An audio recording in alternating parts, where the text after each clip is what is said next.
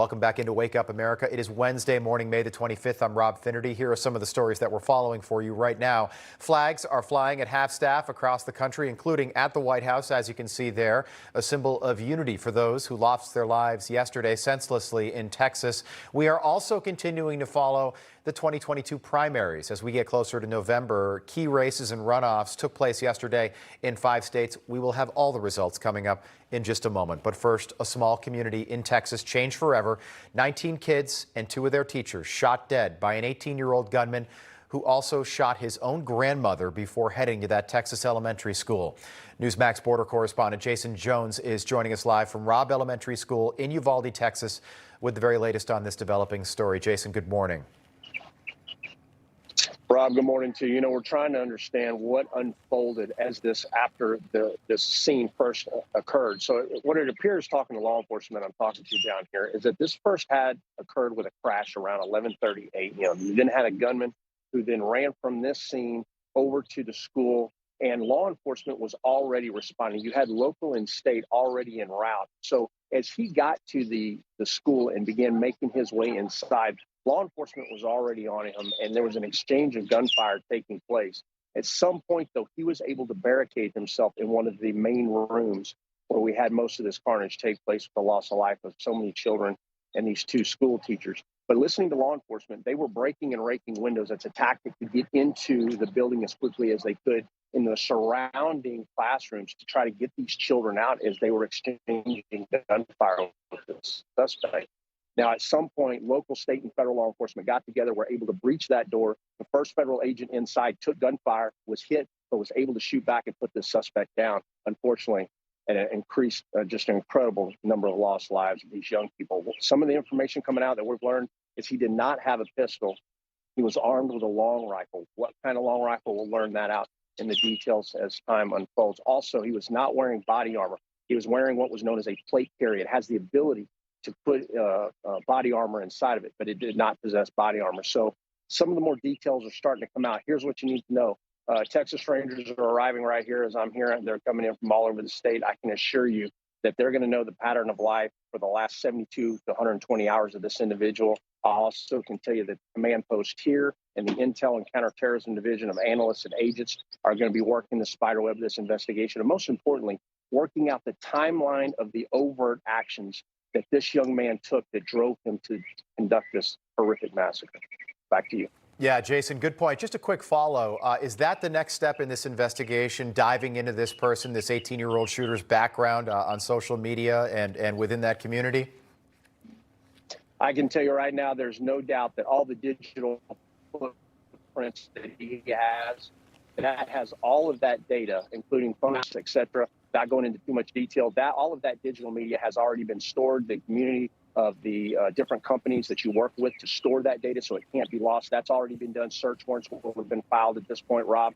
And now you start working that timeline back to understand what was the tripwire that caused this, when was he committing these first overt acts to start this process that led to these cascading events. Yeah. It's gotten us where we are. We'll learn a lot more as time goes on. Jason Jones, thanks so much for being with us. We appreciate it. Live in Uvalde, Texas, of course. The pain of those 21 families. We are thinking about those families and praying for them as you wake up this morning. So senseless, so unnecessary. I want to keep the focus on this Texas shooting. 21 innocent lives lost, 19 kids, 2 adults. For more, I want to welcome in Texas Congressman and Border Security Caucus co-chair Brian Babin. Congressman, we appreciate you making the time for us this morning. I wish it were under different circumstances. Here we go again. Like so many public schools in Texas, Congressman, this school was well protected. This school was not a soft target. It had security protocols in place that many schools do not have. They had a social media threats team. There was 4 security officers in that district. They had staff patrolling the parking lots and they checking doors. They had canine services, alarm systems, fencing, buzz-in doors, which is very common, and a locked classroom door policy. How does something like this still happen? Well, Rob, it is terrible to even contemplate what happened in Uvalde yesterday. My heart just goes out to these parents and their siblings, their children and teachers. I have 17 grandkids, and well over half of them are in elementary school. I can just only imagine But we're still learning, though. Your previous guest with DPS just talked about a chase and how he fled the scene and went into the school. I didn't know anything about that. So until we get a good full investigation, it's going to be hard to know how he left his vehicle, chased by the police. Evidently, that's what your guest just said, and entered the school. But I think there is probably a path to violence by this young guy, this terrible person. He was on a pathway to violence. I have seen evidence. I've been reading everything I can get on it, that he had probably given out many signals that he was on a pathway to violence. Right. He had sent some social media, but there's a long established process created by the Secret Service. And it's used by many other entities nationwide, and it's a process to de-escalate those on this pathway to violence, and it's called behavioral threat assessment and management. And this process works, and it's got to be a discussion. The TAPS Act, Congressman, correct? The TAPS Act? Yes, I know you introduced that bill in 2019. I want to talk about that. I had your colleague, Claudia Tenney, in studio moments ago, and she represents Conklin, New York. That was the hometown of the Buffalo shooter, that racist supermarket shooting 10 days ago. And she brought up an interesting point.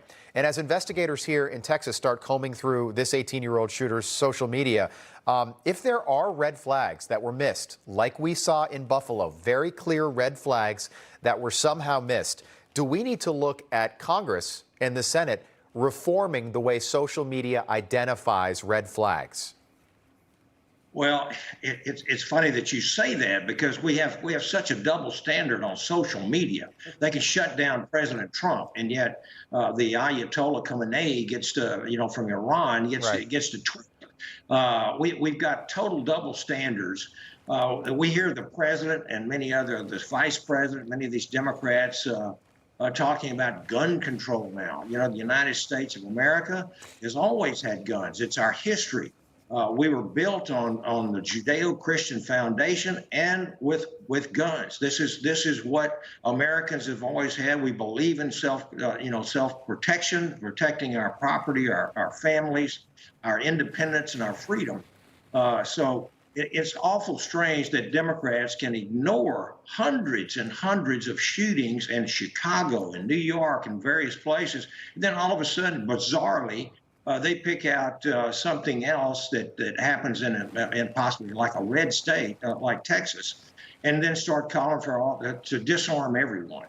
But what you just said about Ms. Tenney, my colleague from New York, this behavioral threat assessment and management program, I think if it's implemented correctly and you have the trained personnel to do so.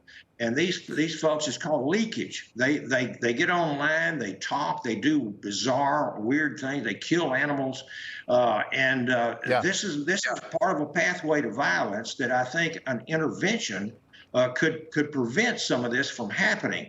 And quite frankly, let me just say this: we took prayer out of school decades ago. We had the Roe v. Wade abortion in 1973. We have seen kids are not getting a faith. The faith of America has really suffered for several decades now.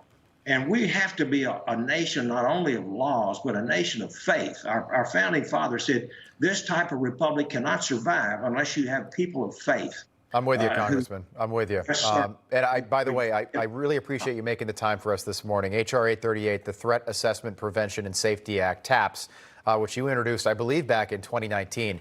That bill looked to address the same problems that we are talking about again here in 2022. Hopefully people will take that more seriously. Now, come back and see us. Congressman Brian Babin, thank you. Thank you, Rob. Okay. Hey, I'm Rob Finnerty. Thanks for watching. If you enjoyed this video, please join the conversation in the comments below. Don't forget to subscribe, too. Hit the bell icon to be alerted to breaking news. And remember, there's a whole lot more on Newsmax TV, America's fastest growing cable news network. Newsmax TV, we're real news for real people.